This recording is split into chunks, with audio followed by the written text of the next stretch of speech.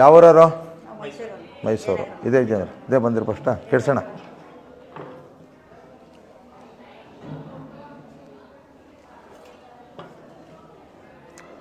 ಒಂದು, ಎರಡು, ಮೂರು, ನಾಲ್ಕು.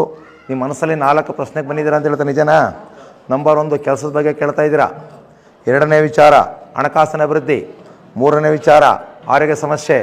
4ನೇ ವಿಚಾರ ಸ್ತ್ರೀ ವಿಚಾರ. 5ನೇದು ಮತ್ತು ಭೂಮಿ ಅಥವಾ ಸೈಟ್ ವಿಚಾರ ಅಂತ ಹೇಳ್ತಾ ನಿಜನಾ? ಹಾಂ, ಅದೇ ಭೂಮಿ ಸೈಟ್ 2 ಒಂದೇ ಅಲ್ವಾ? ಮತ್ತು ಮನೆ ವಿಚಾರ. ಇಷ್ಟು ಸಮಸ್ಯೆಯಲ್ಲಿ ಬಂದಿದ್ದಾನೆ ಅಂತ ನಿಜನಾ? ಇದು ಪರಿಹಾರ ಹೇಳ್ತಾಯೇ. ಪರಿಹಾರ ಹೇಳಮ್ಮ ಇದಕ್ಕೆ.